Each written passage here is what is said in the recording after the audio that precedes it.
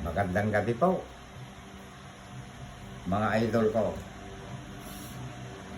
Kain po tayo.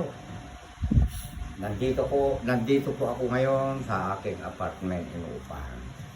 Ito po yung bangos. Kanina po, yung ulo kanina doon sa bukid, pinakain ko sa aking mga alaga. Ito naman po yung ulo na may laman-laman din. Bago ako umuwi rito, pinakain ko rin po sila. Bali, ititira ko itong iba rito, umagahan po nila.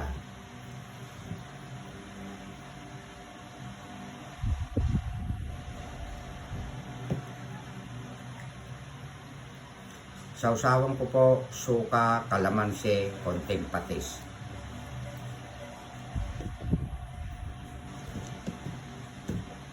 Konti lang po itong kanin ko. Basta sa hapon, konti lang po ang aking kinakain na kasi matutulog na ako. Sa umaga, kape, pandesal lang.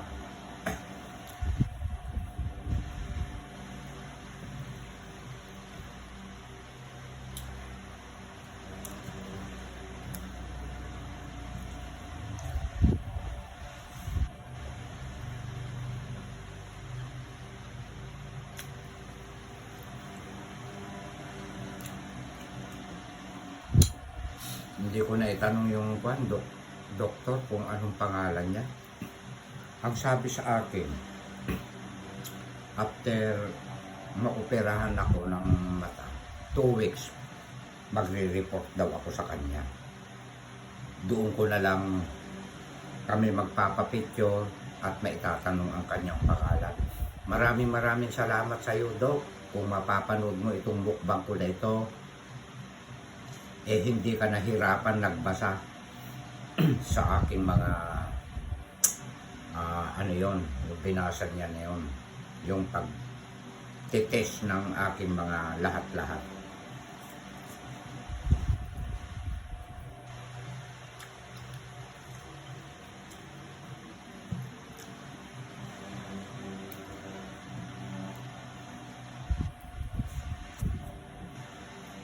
Yung mga examination, lahat-lahat.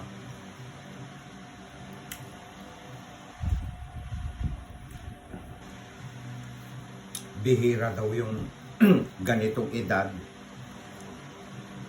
na 66, wala pang maintenance.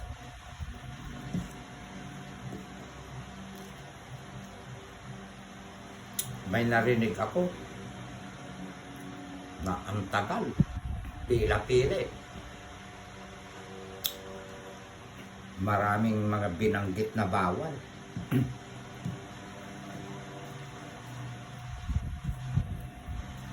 Doon sa nakapasok na sinasabihan niya. Maraming reseta.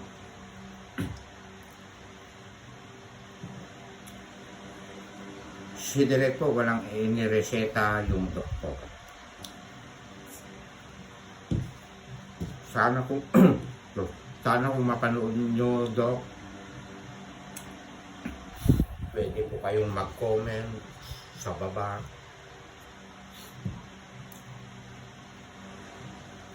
Na talagang napatunayan nyo na wala po akong sakit. Saya-saya. Salamat po sa Diyos.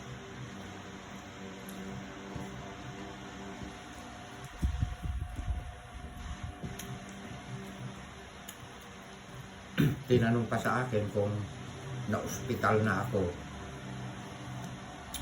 Sabi ko, never na ako. Na-ospital ako. Bale, ang nagiging sakit ko lang, madalas mula binata ako, pasma. Nagagamot ko ang sarili ko. Nagpapakulo ako ng tanlad, tapos nilalagyan ko ng asin. Yun ang pinangbabanyos ko lang. Nagagamot ko ang sarili ko.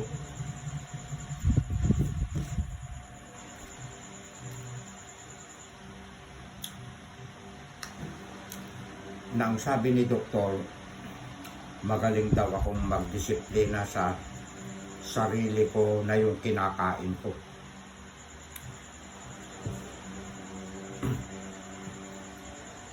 Kumakain din ako ng mga pinipinirito, baboy, chicken, pork, mga adobong ganyan. Pero madalang po. Kaya minsan natatakot akong makikain sa kung saan ako aabutan na mga kaibigan ko. Pagka pakakainin nila ko, dito ka na kumain. Ano ba ulam natin? Adobong baboy. Naku, sayang kako. Kumain na ako, busog ako. Para umiwas lang ako sa mga ganung ulam nila. Sinasabi kong busog na ako. Minsan naman, mako-corner talaga ako na talagang gutom ako. Natatapat din talaga. Adobong manok na mamantika. Kumakain din ako. Nakakaisang iwan, dalawa ganyan.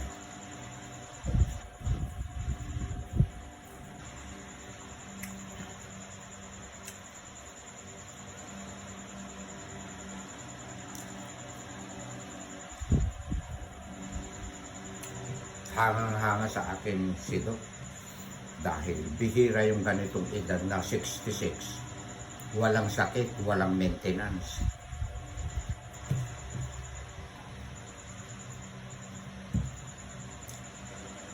Wala pong reseta. Yung mga papel po pala na yun,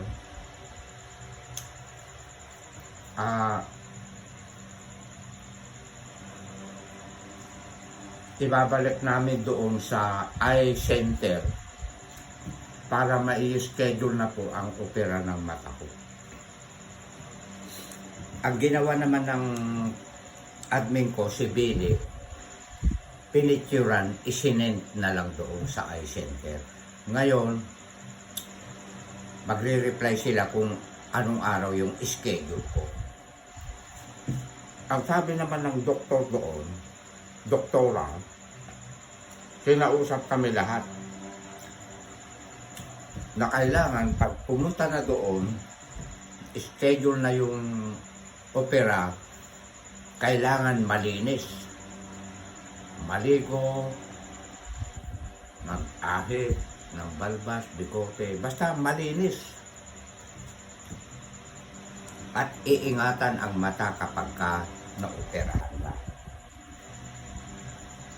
At bukod sa lahat, siguro may karagdagan pa doon na kung ano yung mga bawal na dapat namin gawin.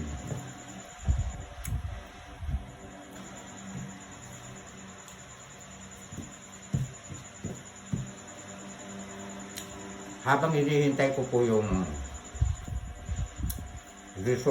schedule ng opera, magbubunot uli ako ng damo doon dahil hindi ko pa po natapos. Dahil ulan po ng ulan.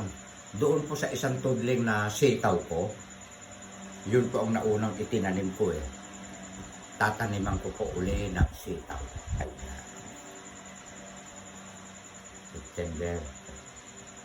December, marami uling bunga yun. Abangan nyo mga idol.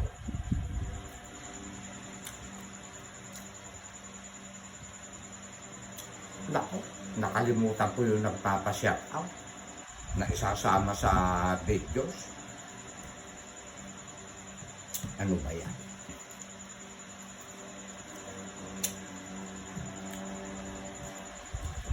Na isama sa... Hayaan nyo idol at pag nabasa ng dalawang admin ko, ipapakuan ko po yung pangalan nyo doon. Ipapalista ko sa kanila.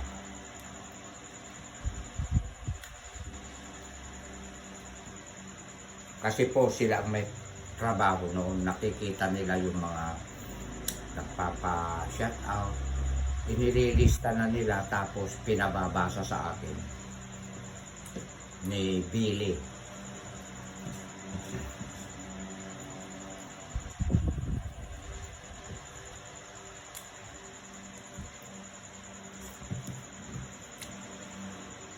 Wala na. Hindi naman ako gutom na gutom. Kaya lang, hinahanap ko talaga ang kanin bago matulog. One, nagre-reply po ako alas 12 hanggang alas 12 ng gabi. Tapos, minsan napapaihi ako ng alauna o kaya magka-alas 2, iihi ako. Nagbibisita rin po ako sa inyong mga comment. Ganyan po kakuan po si Direk. At tungkulin ng isang vlogger na mag-reply ka dahil trabaho po natin yan kay Boss Meta. Ayan. Binigyan po tayo ng trabaho, kailangan po gampanan po natin. Ayan. Huwag pong binabaliwala. Dahil dyan po niya nakikita ang pag-i-engage. At bukod sa lahat, kapag ka nire-replyan po natin yung mga magagandang comment,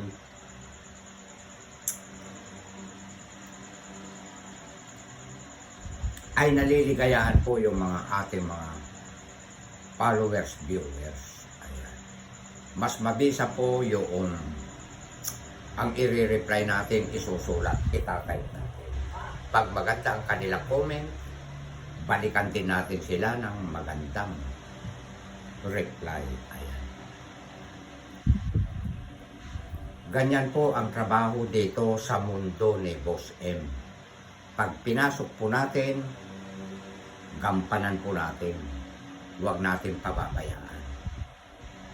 Ayan. Dahil andyan po ang pera sa FB Reels, sa mundo ni Boss M. Para bang panding lang din yan eh. Nag-uupisina ka. Gampanan mo dahil pumasok ka doon. Hindi ba mga idol? Huwag tayong nagpapabaya. Kaya, para hindi magalit ang boss. Ganun lang yung. Kaya nga tinawag na Boss M. Siya po ang boss natin. Susunod tayo sa kanya. At dito po natatapos ang hapunan po ni Direk.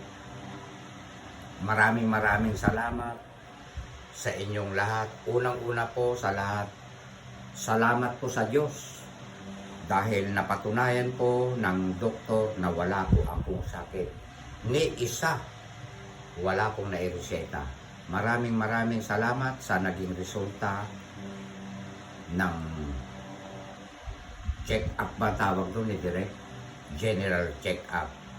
At hanggang dito na lang, mga idol. Isang kindat yan. Ay, para sa inyo na lahat yan. Wala akong itinatangi.